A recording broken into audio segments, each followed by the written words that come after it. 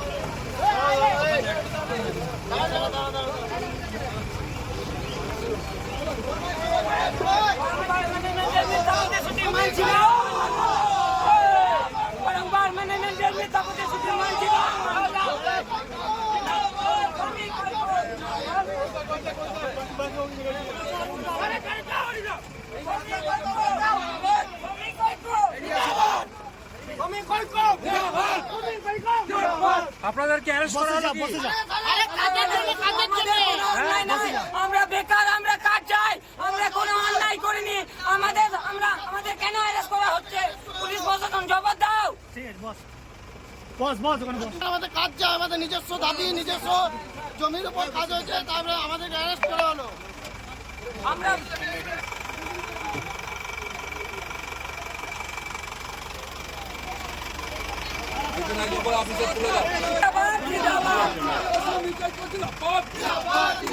জমি দেবো, আমরা দূষণ ভোগ করবো, আমরা কাজ থেকে বঞ্চিত কেন? আমরা ম্যানেজমেন্ট জবাব দাও। আমাদের অন্যায়টা কি? কেন আমাদেরকে অ্যারেস্ট করা হচ্ছে? পুলিশ প্রশাসন জবাব দাও। আমাদের অন্যায়টা কি? আমরা কাজ চাই, আমরা বেকার, আমরা কাজ চাই, আমাদের কাজ চাই। এই ধরনের প্রতিবাদ, কারণ ম্যানেজমেন্ট আমাদেরকে বারবার মিথ্যা প্রতিশ্রুতি দিয়েছে, তার মিথ্যা প্রতিশ্রুতিতে আমরা খুশি নই। আমরা চাই আমাদের কাজ যাতে হয়।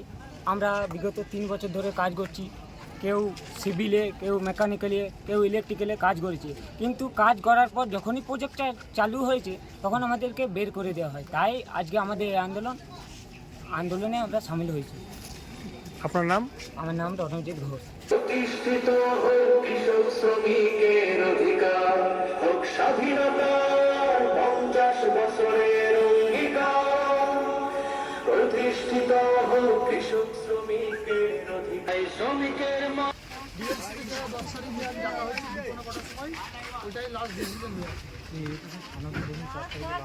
ডিএলসি দেখেছে, ডিএলসি সব জায়গায় ফ্যাক্টরির ব্যাপারে ডিএলসি, রিক্রুটমেন্টের ব্যাপারে ডিএলসি, নতুন পোর্টাল শুরু হবে ডিএলসি। প্রতিদিন এই অভিযোগটা বাড়ানো, অনেক লোকের ক্ষতি হচ্ছে। যত কর্মীরা করে খাচ্ছে সবারই তো ক্ষতি হচ্ছে। কত দূর দূরান্ত থেকে লোকজন আসছে।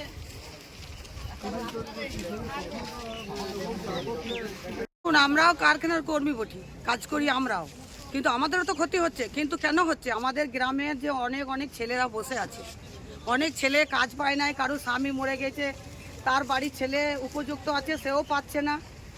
এই আমরাও কাজ করছি, কিন্তু আমাদেরও ক্ষতি হচ্ছে। আমরাও চাই না যে আমাদেরও কাজটা ক্ষতি হোক।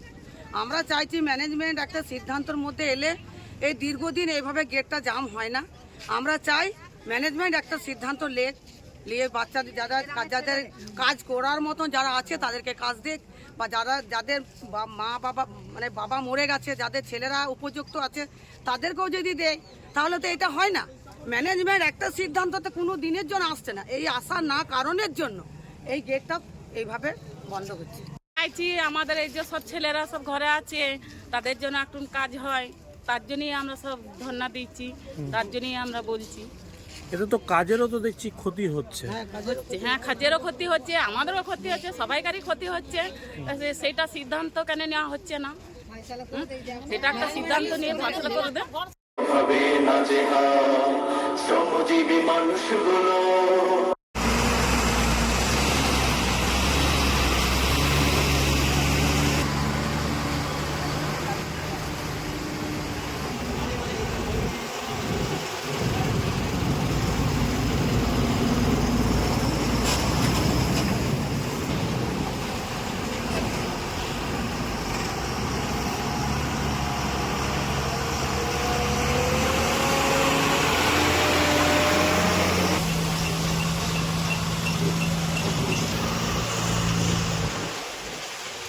আজকের লসের যে আছে ফ্রিকুয়েন্ট যে আমাদের লস হয়ে যাচ্ছে তার মানে ইরিপেয়ারেবল লস, এটাকে আর মানে আমরা শুধু টাকাতেই নয় অনেক রকম ডাইরেক্ট ইনডাইরেক্ট লসটা হয়ে যাচ্ছে। আর এরম পরিস্থিতির মধ্যে কারখানা চালানো বড় একটা চ্যালেঞ্জ গিয়ে দাঁড়িয়েছে আর কি। তো যাই হোক, এর মধ্যে আজকে ডেটে আমাদের অ্যাডমিনিস্ট্রেশনও অ্যাক্টিভলি আমাদেরকে সাপোর্ট করেছে। আর হোপফুলি আমরা ভরসা করি কি যাতে কি ভবিষ্যতে এরম হবে না। এটা কিছুই নয়, কিছু মিসগাইডেড যারা ছেলেরা আছে ওরা রোজ এসে একটা ঝামেলা তৈরি করে যাচ্ছে, তার জন্য প্রশাসনও সংজ্ঞান নিয়েছে। আর হোপফুলি আগেরটা বেটারই হবে আর কি।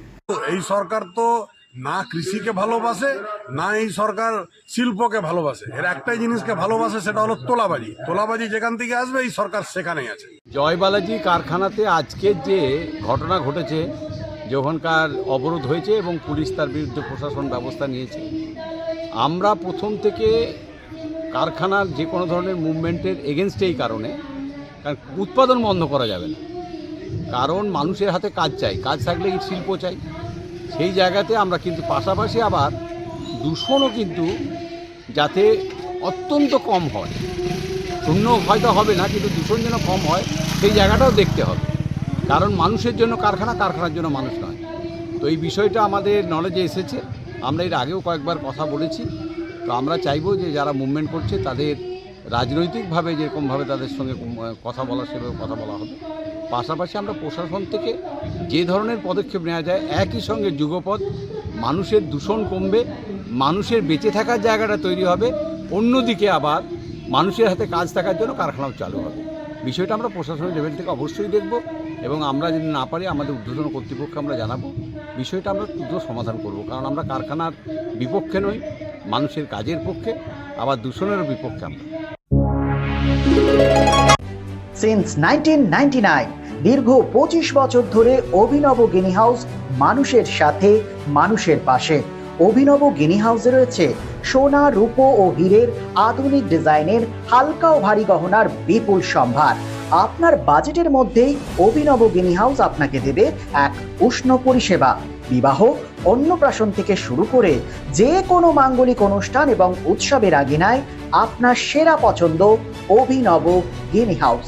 অভিনব গিনি হাউসে আপনি পাবেন gold to gold full return, 20% discount on making charges, certified gem stone, hallmark silver ornaments, diamond ornaments এবং আরও অন্যান্য পরিষেবা। সুতরাং আর দেরি কেন? আপনার পছন্দের জিনিসটি বেছে নিতে আজই চলে আসুন অভিনব গিনি হাউস, বিসাইড বাজার Kolkata, GT road, Asansol. Phone number 9641225883, এছাড়া 0341231190। ভ্রমণ পিপাসুদের জন্য সর্বাধুনিক সুবিধাযুক্ত ট্যুরিস্ট বাস পরিষেবা নিয়ে আপনাদের কাছে, আপনাদের পাশে Rabba travels. Rabba travels, best price on cheapest price. Rabba ট্রাভেলসে রয়েছে 26 এবং 32 সিটের অত্যাধুনিক সুবিধাযুক্ত ট্যুরিস্ট বাস। রব্বা ট্রাভেলসের প্রতিটি bus post back seat, air condition, wifi এবং অডিও ভিডিও সুবিধাযুক্ত। সুতরাং আর দেরি কেন? আপনার ভ্রমণকে আরামদায়ক করতে এবং সুরক্ষিত রাখতে আজই যোগাযোগ করুন রব্বা ট্রাভেলস, আসানসোল। ফোন নম্বর 7872790000।